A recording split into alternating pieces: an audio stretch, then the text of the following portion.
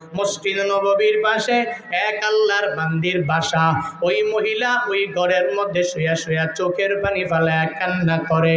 যখন চোখ দিয়া বেয়ে বেয়ে পানি পড়ে, এক ফোঁটা চোখের পানি তার একটা 7 বছরের বাচ্চা তার পাশেই যখন শুয়া অবস্থায় ছিল, ওই মায়ের এক ফোঁটা চোখের পানি যখন সন্তানের উপরে গড়ায়া গড়ায়া যখন পড়ে গেল, লাফ দিয়া ঘুম থেকে জেগে দেখে জনম দুঃখিনী মা চোখের পানি ফেলায়া ফেলায়া কান্না করে। ওই ছেলে মাকে জানায়া দেয়, মা বেলাল সাউন্ড দেওয়ার পরে কেন তুমি চোখের পানি ফেলায়া কান্না করো? ও মা বুঝলাম না, হযরতে বেলাল প্রতিদিন যখন সাউন্ড দিয়া দেয় তুমি বেলালের সাউন্ড শুনে মা নামাজের মুসল্লায় দাঁড়াইয়া যাও, নামাজ পড়ে এরপরে তুমি কোরআন তিলাওয়াত নিয়া কোরআন নিয়া বসো, এরপরে নবীর মুখ নিশ্চিত বাণীর উপরে আমল করে নাও। কিন্তু মা আজকে কেমন হয়ে গেল? ও মা আমার, কেন তুমি চোখের পানি ফেলায়া কান্না করো? ও মা তোমার কান্না আমি সন্তান হইয়া সহ্য করতে পারি না। কারণ মা যখন সন্তানের সামনে চোখের পানি ফেলায়, কশিনকালে ওই সন্তান মায়ের চোখের পানি বরদাস্ত করতে পারে না। ওই মায়েরা এত পরিমাণ কষ্ট করে সন্তানটারে বড় করলেন, সন্তান বড় হয়েছে, এবার সন্তানের সামনে মা যদি চোখের পানি ফেলায় কান্না করে, কশিনকালেও তো ওই সন্তানগুলো সহ্য করতে পারে না। এলাকার মধ্যে যেই মায়েরা দেখবেন বিভিন্ন মানুষ তাকে যে ধমক দিয়ে দিল, সন্তানেরা নিজের যা শক্তি আছে শক্তি সামর্থ্য নিয়া ওই মায়ের ভালোবাসায় ওই লোকটাকে দুনিয়া থেকে বিদায় করে দেওয়ার জন্য দৌড়ায়। কারণ সন্তানের অন্তরে মায়ের মহাব্বত আমার আল্লাহ অটোমেটিক ফিট করে দিয়ে দিলেন। ওই মায়ের অন্তরের মধ্যেও আল্লাহ পাক সন্তানের একটা মহাব্বত ফিট করে দিয়ে দিলেন। আল্লাহ পাক রাডারের ব্যবস্থা করলেন, ওই মায়ের অন্তরের মধ্যে আল্লাহ এটা অটোমেটিক বানায়া দিলেন। ছোট্ট বাচ্চাটা মায়ের কান্না দেখে সহ্য করতে পারে না। ওই মাকে জানায়া দেয়, মা তুমি কান্না করো কেন, আমায় জানাও। ও মা তোমার কান্না বন্ধ করার জন্য মা আমার যা করা লাগবে আমি এটা করতে পারি, করতে জানি গো মা। তুমি যদি বলো তাহলে আমি তোমার জন্য নিজের জীবনটাও দিয়া দিতে পারি। ছোট্ট বাচ্চাটা যখন মারে কথা জানায়, মা বলে বাবারে আমি চোখের পানি ফেলায় কেন কান্না করে জানোনি? হযরতে বেলাল প্রতিদিন সাউন্ড দেয় হাইয়া আলাস সালাহ হাইয়া আলাল ফালাহ বলে বলে সাউন্ড দেয়। আজকে হঠাৎ করে বেলাল ফজরের নামাজের সময় সাউন্ড দিয়া দিল, জিহাদের ময়দানে যাওয়া লাগবে। কোন কোন সাহাবায়ে কেরামরা তোমরা আসো না? ওই নবীর অনুমতি পাইয়া উপদেশ নিয়া আদেশ নিয়া তোমাদের যুদ্ধের ময়দানে ঝাঁপায়া পড়া লাগবে। কিন্তু শুনে নাও, আমি চোখের পানি ফালায়া কেন কান্না করে জানোনি? ওই গত 4-5 মাস আগে একদিন বেলাল যখন এভাবে জিহাদের সাউন্ড দিয়া দিল, তোমার বাবা মানে আমার স্বামী আমায় তখন বলেছিল, বিবি আমার আমায় তরবারি দাও, তরবারি নিয়ে নিয়ে আমার যুদ্ধের ময়দানে যাওয়া লাগবে। ওই নবীর প্রেমে পাগল পারা হইয়া আমার স্বামী তরবারি নিয়ে গিয়েছে, মানে তোমার বাবা তরবারি নিয়ে ওই যে যুদ্ধের ময়দানে চলে গেল। আজ অবধি তোমার বাবা তার জীবন্ত দেহটা নিয়ে ফিরে নাই। শহীদের খাতার মধ্যে তোমার বাবা নিজের নামটা উঠাইয়া দিল, তবে তোমার বাবার জন্য আমি চোখের পানি ফেলায়া কান্না করি না। আমার কান্না করার কারণ হলো আজকে নবীর অনুমতি পাইয়া বেলাল জিহাদের সাউন্ড দিয়া দিল। আমি তো পারি না, কারণ মহিলা হইয়া যুদ্ধের ময়দানে যাওয়া যায় না। আমি যদি পারতাম তাহলে আমি একাই যুদ্ধের ময়দানে তরবারি নিয়ে হাজির হওয়া যেতাম। আমার বাবাও নাই, এই দুনিয়াতে আমার কোনো উপযুক্ত ছেলেও নাই, আমার স্বামীও চলে গেল, জিহাদের ময়দানে শহীদ হয়ে গেল। আজকে যদি উপযুক্ত একটা সন্তান যদি আমার থাকতো, ওই সন্তানটারে আমি বেলালের জিহাদের সাউন্ড শোনার পরে আমার সাথে ঘুম পাড়ায়া রাখতাম না, ওই সন্তানটারে আমি মা হইয়া জিহাদের ময়দানে পাঠায়া দিতাম।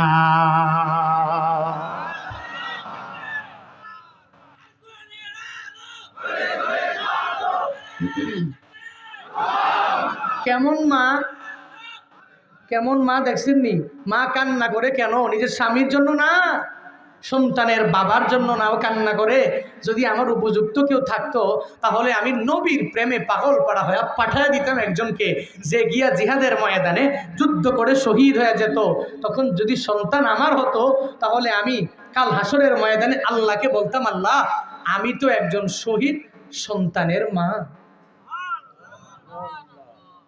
সন্তানটা এই কথা বলার পরে মা যখন জানায় দিল, সন্তান আমার, ও সন্তান রে, যেহেতু আমার উপযুক্ত কেউ নাই তাহলে আমি কাউকে পাঠাইতেও পারি না। এজন্য নবীর প্রেমে পাগল ভরা হইয়া চোখের পানি ফালায়া ফালায়া কান্না করি। ছোট্ট বাচ্চাটা বয়স অনেক বেশি এমনটা নয়, রাবিরা বলেন 7 বছর বয়সী বাচ্চা। ওই বাচ্চাটা তখন জানায়া দেয়, ও মা আমার, শুনে নাও শুনে নাও শুনে নাও, তোমার চিন্তা করার কোনো দরকার নাই গো মা, তোমার চিন্তা করার কোনো প্রয়োজন নাই গো মা। ও মা, আমায় তুমি ফুলের মধ্যে নিয়ে রওনা হয়ে যাও। ওই নবীর দরবারে আমি যাব, আর নবীর দরবারে যাইয়া জিহাদের ময়দানে যাব, তরবারি নিয়ে যুদ্ধের ময়দানে ঝাঁপিয়ে পড়ব। যুদ্ধের ময়দানে যাওয়ার পরে আমার তাজা রক্তগুলো বিলীন করে দেওয়ার মাধ্যমে আমি তোমাকে একজন শহীদ সন্তানের মা উপহার দিয়া দিব। ওই মা তখন বলে, সন্তান রে, তুই অনেক ছোট, তুই তো জিহাদের ময়দানে যাইয়া তুই তো যুদ্ধ করতে পারবা না, কেমন করে বলো? সে আবারও বলে, ও মা, যদিও তুমি বলো আমি পারবো না, ও মা তুমি আমায় নিয়ে ওই যুদ্ধের ময়দানে চলো চলো চলো, যুদ্ধের ময়দানে আমি যাব। ওই মা সন্তানটারে সঙ্গে লইয়া নবীর দরবারে গিয়া হাজির হয়ে যায় মসজিদে নববীতে। ওই সময়ে নবী ফজরের নামাজ আদায় করে জিহাদের ময়দানে কে কোথায় যাবে, কে কোন জায়গার মধ্যে থাকবে, এগুলার লিস্ট নবী করতে লাগলেন। এক এক করে লিস্টে যখন সাহাবায়ে কেরামরা একটা কাতার করে করে করে করে যখন এরা দাঁড়াইয়া যায়, ওই মহিলাটা সন্তানটারে কুলের মধ্যে লইয়া যাইয়া ওই কাতারের পেছনে গিয়া মহিলা দাঁড়াইয়া যায়। মহিলাকে সাহাবায়ে কেরামরা উদ্দেশ্য করে বলে, ও মহিলা, কি এমন হয়ে গেল, তুমি কেন এই কাতারের মধ্যে দাঁড়াইলা? আজকের যুদ্ধের ময়দানে তো তোমাকে নেওয়া হবে না হবে না হবে না হবে না। যুদ্ধের ময়দানে কোনো মহিলা যাওয়ার ব্যাপারে নবীর থেকে কোনো পারমিশন নাই। যাও যাও, ও মহিলা, তোমাকে নেওয়া হবে না, সোজা বাড়িতে চলে যাও। ওই মহিলা তখন সাহাবায়ে কেরামদেরকে জানায়া দেয়, এ সাহাবায়ে কেরাম, আজকে যুদ্ধের ময়দানে আমি যাব না। আমার কোলে তাকায়া দেখো, এই 7 বছরের বাচ্চাটা নিয়ে আমি এখানে হাজির হয়ে গেলাম। আমার স্বামী নাই, তোমাদের সাথে যুদ্ধের ময়দানে গিয়া শহীদ হয়ে গেল। আমার এই ছোট বাচ্চাটাকে আমি দুনিয়া থেকে কোনো মায়া নিয়ে বড় করি নাই, আমি তাকে বড় করেছি। আমার স্বামী আমাকে যুদ্ধের ময়দানে যাওয়ার সময় আমায় বলেছি, স্ত্রী আমার এই সন্তানটারে আমার পথের পথিক বানায়, এই সন্তানের মায়া নিয়া ওই স্ত্রী এই সন্তানটাকে ঘরের মধ্যে রাইখো না, আমার নবীর প্রেমের সাগরে ডুব দিয়া এরপরে আমার সন্তানটারে নবীর প্রেমিক বানাইও।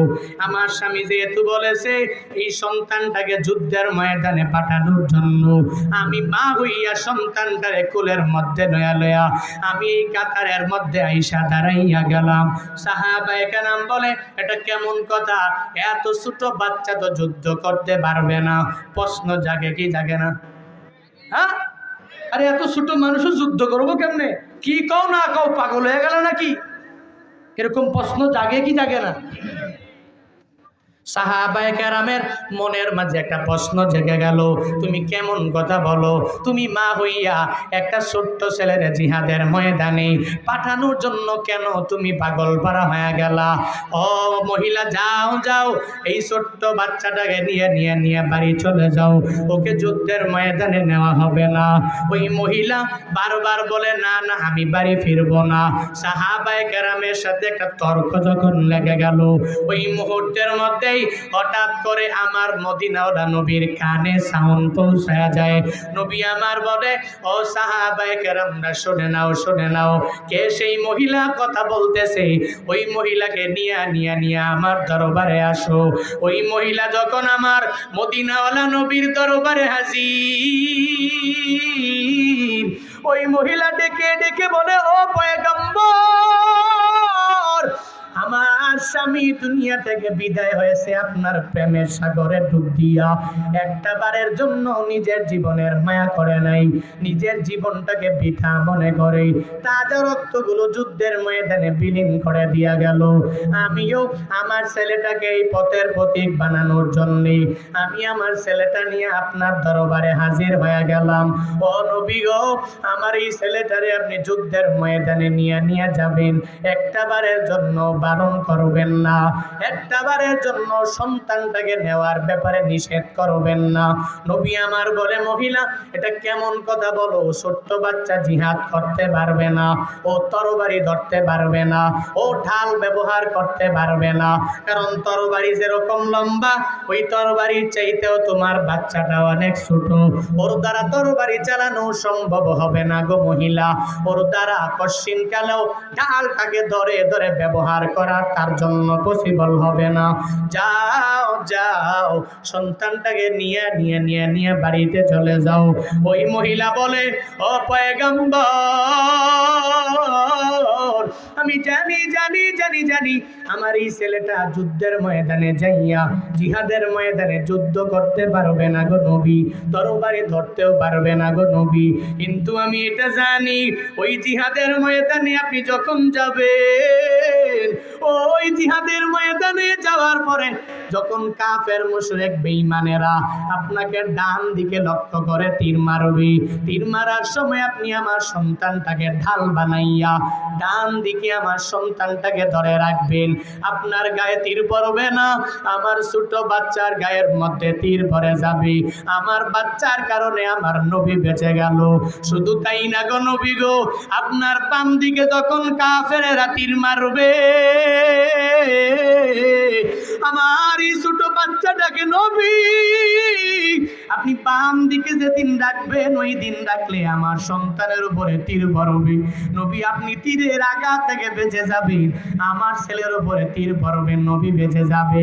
শুধু তাই না, আপনার বুকের মধ্যে তীর মারার জন্য ওই কাফেরেরা যদি পাগল হয়ে যায়, আপনাকে বিদায় করে দেওয়ার জন্য আপনার সামন দিকে যখন তীর মারার জন্য চেষ্টা করবে, আমার ছোট্ট বাচ্চাটাকে হাতের মধ্যে লইয়া আপনি বুক বরাবর সন্তানটাকে আপনি রাখবেন, তাহলে আমার সন্তানের উপরে তীর পড়বে, আমার নবী বেঁচে যাবে, আমার আর কোনো চিন্তাও নাই, আমার আর কোনো টেনশনও হবে না। কাল হাসরের ময়দানে আমি আমার মাওলার দরবারে বলতে পারবো, হে মালিক, তুমি আমাকে যে একটা স্বামী কপালে দিয়েছো, ওই স্বামীটা নবীর প্রেমে পাগল পারা হইয়া জীবন বিলীন করে দিয়া দিল। শুধু তাই না, আমার মায়া করে একটা ছেলে তুমি আমাকে দিয়া দিলা, ওই ছেলেটাকেও আমি নবীর প্রেমের প্রেমিক বানাইয়া দুনিয়া থেকে বিদায় করে গিয়েছে, একবারও আফসোস করি নাই। কাল হাসরের ময়দানে আমার মাওলার দরবারে যেদিন আমি বলবো, ও আল্লাহ, আমি জানি আমার কোনো আমল নাই, কোনো কিছুই আমার নাই, তবে ও দয়ার মালিক, হাসরের ময়দানে আমি তোমার দরবারে হাজির হয়ে গেলাম, আমি আমার স্বামীকে একটা বারের জন্য যুদ্ধের ময়দানে যাইতে বারণ করি নাই, শুধু তাই না, আমি আমার ছেলেটাকেও একটা বারের জন্য বারণ করি নাই। হাসরের ময়দানে আল্লাহর কাছে যখন আমি এই কথা জানায়া দিব, আল্লাহ হয়তো আমার ছেলে অথবা আমার স্বামীর উসিলায় আমাকে মাফ করে করে করে জান্নাতে ঢুকাইয়া দিতে পারে। সুবহানাল্লাহ, জোরে বলেন সুবহানাল্লাহ। আল্লাহ হয়তো আমার জিন্দেগিতে কোনো আমল নাই, কোনো ভালো কাজ হয়তো করতে পারি নাই, কিন্তু স্বামীটা আমার বিদায় করেছি, নবীর মহাব্বতে বাদ করে দিয়েছি, তাকে গুরুত্ব দেই নাই, নবীর প্রেমটাকে প্রায়োরিটি দিয়েছি। আমার একটা ছেলে ছিল, ছোট ছেলে, ওই ছেলেটাকেও আমি প্রায়োরিটি দেই নাই, আমি আমার নবীর প্রেমটাকে প্রায়োরিটি দিয়েছি, নবীর ভালোবাসাকে প্রায়োরিটি দিয়েছি, প্রাধান্য দিয়েছি। আজকে আমার ছেলের দরকার নাই, আমার নবী দুনিয়াতে বেঁচে থাকুক, কাল হাসরের ময়দানে আল্লাহ পাক আমাকে উসিলায় মাফ করে জান্নাতে দিয়ে দিতে পারে। সুবহানাল্লাহ পড়েন। ওই মহিলা বলে আমার সন্তানটাকে নিয়ে যাবেন, কোনো অসুবিধা হবে না, তার গায়ের মধ্যে তীর পড়বে, নবী আপনি আমার সন্তানের কারণে বেঁচে যাবেন। এই কথা বলার পরে নবী আমার বলে আবেগে কোনো কাজ করা যাবে না, ও মহিলা যাও যাও, আমি তোমার বাচ্চাকে নিয়ে ওয়াদা করে দিলাম, যখন সে বড় হয়ে যাবে আমি তাকে সঙ্গে করে লইয়া বড় বড় যুদ্ধের ময়দানে আমি নবী নিয়ে যাব, আমি কমান্ডার থাকবো, তোমার এই ছেলেটা আমার পাশেই সফর সঙ্গী হয়ে যাবে। মহিলাটা কোনোভাবেই মানতে চায় না, নবী বারবার বলার পরে নবীর আদেশ তো অমান্য করা যাবে না। সন্তানটাকে নিয়ে যখন বাড়ির দিকে রওনা হয়ে যায়, পথিমধ্যে যাওয়ার পরে ওই সন্তানটা কোল থেকে লাফ দিয়া নেমে যায়। সন্তানটা লাফ দিয়া নামিয়া তার মাকে জানায় দেয়, মা তুমি কোথায় নিয়ে যাও? বলে বাবা রে, আমি তোরে নিয়ে যাই তোর বাড়িতে নিয়ে যাই। কেন নিয়ে যাও? আমি কি যুদ্ধের ময়দানে যাব না গো মা? এই কথা বলার পরে ওই মা জানায় দেয়, না না, নবী তোমাকে নিবে না, নবী বারণ করেছে, নবীর আদেশকে পশ্চিমকালেও অমান্য করা যাবে না, যাবে না, যাবে না, যাবে না। যাও যাও, দুইজনে মিলা বাড়িতে চলে যাও। নবীর আদেশ কি অমান্য করা যায়? করা যাবে? কশিনকালেও নবীর আদেশ তো অমান্য করা যাবে না। হায় হায়, নবী তো বারণ করছে, যাওয়া যাবে না, যাবে না, যাও বাড়ি চলে যাও। তো আমি এজন্য নবীর আদেশকে অমান্য করতে পারি নাই, নবীর আদেশকে অমান্য করতে পারি নাই, এ কারণে আমি তোমাকে নিয়ে বাড়ির দিকে রওনা হয়ে গেলাম, যাতে করে কাল হাসরের ময়দানে বলতে পারি আল্লাহ নবীর প্রেমে গিয়েছিলাম, কিন্তু নবী বারণ করেছে, এজন্য আমি নবীর বারণটাকে নিজে পূর্ণাঙ্গভাবে মেনে আমি আবার বাড়ির দিকে ব্যাক করেছি। এজন্য নবীর সুন্নতের আমলটা করতে পেরেছি, নবীর প্রেম ভালোবাসা নিয়ে আমি তোমাকে নিয়ে বাড়ির দিকে রওনা হয়ে গেলাম। পড়েন না সুবহানাল্লাহ। দেখেন মহিলা কি পরিমাণ ঈমানওয়ালা। মহিলা বলে নবী বারণ করেছে, আমি এই জন্য বারণ করার পরে চেঁচামেচি করি নাই, নবীর কাছে বারবার বলি নাই, নবীর সম্মান রাখতে যায় আমি আমার ছোট্ট বাচ্চাটাকে নিয়ে বাড়ির দিকে রওনা হলাম। পথিমধ্যে যাওয়ার পরে হঠাৎ করে ওই ছোট্ট বাচ্চা বলে, মা তুমি কোথায় যাও? আমাকে কি নবীর দরবারে নিয়ে যাবা না? কেমন কথা! ছোট্ট বাচ্চা, 7 বছরের বাচ্চা, ও জিহাদের ময়দানে যাওয়ার জন্য পাগল পারা হয়ে গেছে। মা সন্তানটাকে কুলের মধ্যে লয়া এরপরে সন্তানটাকে যখন নিয়ে বাড়ির দিকে রওনা হয়ে যায়, পথিমধ্যে যাওয়ার পরে সন্তানটা লাফ দিয়ে মায়ের কোল থেকে নেমে ওই মাকে জানায় দেয়, মা তুমি যাওয়ার কোনো দরকার নাই, ওই যুদ্ধের ময়দানে আমি নিজেই যাব নবীর দরবারে, তুমি আমাকে নিয়ে যাও। এবার যখন দৌড়াইয়া ওই নবীর দরবারে যায় রওনা হয়ে গেলেন, নবীর দরবারে পৌঁছে গেলেন। নবীর দরবারে যাওয়ার পরে নবী আমার বলে, তোমাকে না বারণ করে বাসার মধ্যে পাঠাইয়া দিলাম, ছোট্ট বাচ্চা কেন তুমি আবার আমার সামনে হাজির হয়ে গেলা? ব্যাপারটা তো আমি বুঝতে পারলাম না। অবাক করা বিষয় হয়ে গেল, নবীটাকে বারণ করে পাঠাইয়া দিলেন, সে আবার নবীর দরবারে চলে আসলো। সে বলে, নবী গো, আপনি আমাকে বলেছেন বাড়িতে রওনা করার জন্য, বাড়িতে যাওয়ার জন্য। ও নবী, না না, আমি বাড়িতে যাইতে পারি না, রাজি না। ও নবী গো, আমি আপনার সাথে যুদ্ধের ময়দানে গিয়া হাজির হয়ে যাব। কেমনে যাবা? আমি তোমাকে বারণ করে দিয়া দিলাম তুমি বাড়ি যাওয়ার জন্য, কিন্তু তুমি আমার সাথে যাওয়ার জন্য পাগলপাড়া হয়ে গেলা। পাগলপাড়া হয়ে গেলা, তোমাকে আমি বারণ করলাম তুমি যাও, কিন্তু আবার আমার সাথে যাওয়ার জন্য কেন এভাবে বারবার বলছো? যখন বারবার বলতেছে, এবার ছোট্ট সাহাবীটা নবীকে একটা উদাহরণ দেয়, নবী আমি আপনাকে একটা উদাহরণ দিব। কি উদাহরণ বলো তো? উদাহরণ হলো, আমি তো ছোট মানুষ, মা যখন চুলার মধ্যে আগুন জ্বালায়, আগুন জ্বালানোর সময়ে ওই মায়ের সাথে আমি বসে থাকি প্রতিদিন ফজরের নামাজের পরে। মা চুলার মধ্যে আগুন জ্বালায়, আমি মায়ের পাশে বসে থাকি। তখন বসে থাকা অবস্থায় আমার মাকে আমি দেখি, মা শুরুতেই বড় বড় লাকড়িগুলো চুলার মধ্যে ঢুকায় না। আপনাদের বিবিরা, আপনাদের মায়েরা যখন রান্না করে বড় লাকড়িগুলো দিয়ে কি আগুন ধরায়, নাকি ছোট ছোট লাকড়ি দিয়ে আগে আগুন ধরায়? কোনটা দিয়া? সবাই বলেন। ছোট ছোট লাকড়ি দিয়া আগুন ধরায়। তো আমি ওইটা দেখে নবী আমি শিখতে পেরেছি। ছোট্ট একটা লাকড়ি, এই লাকড়ি দিয়ে আমার মা ওই জায়গায় আগুন জ্বালিয়েছে। এরপরে এখান থেকে স্তর বাই স্তর, স্তর বাই স্তর আস্তে আস্তে আগুনটা ধরেছে। আগেই বড় লাকড়িগুলো দেয় না, আগে দেয় ছোট লাকড়ি, এরপরে দেয় বড় লাকড়ি। সো আমি বুঝতে পেরেছি মাঝে মাঝে বড়দের ছাড়াও ছোটদের দ্বারাও কাজ হয়, মাঝে মাঝে ছোটদের দ্বারাও কাজ শুরু হয়ে যায়। এরপরে বড়রা এসে এসে ওই কাজের লিডার হয়, ওই কাজের বড় নেতা হয়, ওই কাজে সর্বাবস্থায় আগায়া যায়। এজন্য তো যুবকরা মাঝে মাঝে মুরব্বীরাও বলে ঠিক আছে যুবকদেরকে দিয়া দিলাম, ওরা কাজ করো, আমরা পিছন থেকে লিড দিব, যত কিছু করা লাগবে সব যুবকরা করবে, আমরা খালি লিডার, আমরা নেতা, আমরা এক এক করে এই অর্ডার এই অর্ডার এই অর্ডার সব কিছু দিয়া দিব, যুবকরা করবে। কারণ মাঝে মাঝে মুরব্বীরা তো পরিশ্রম করতে পারে না, শ্রম দিয়ে মাঠে নামতে পারে না। এই যুবকদের উপস্থিতির মাধ্যমে, এই যুবকদের কার্যক্রমের মাধ্যমে ওই কাজটাতে আল্লাহ পাক পরিপূর্ণ বরকত দিয়া দেয়। বড়রা না থাকলেও ছোটদের কিছু কিছু কাজে আল্লাহ পাক বরকত দিয়ে ওই কাজটাকে পরিপূর্ণ সফলতার সর্বোচ্চ শিখরে আল্লাহ পাক পৌঁছায় দেয়। ছোট্ট সাহাবে কি বলে, আমি আমার মায়ের সামনে বসে বসে আমি দেখেছি আমার মা বড় লাকড়িগুলো দেয় না, ছোট ছোট লাকড়িগুলো আগে দেয়, আগুন জ্বলে, এরপরে বড় লাকড়িগুলো দেয়। বলার পরে নবী বললেন, বাপরে বাপ, ছোট মানুষ এত বড় বড় পর্যায়ের এক উদাহরণ তুমি দিয়া দিলা। নবী অবাক হয়ে গেলেন, বাপরে বাপ, এখন তুমি কি চাও? বলে আমি চাই আমি যুদ্ধের ময়দানে আজকে যাবই যাবই যাব।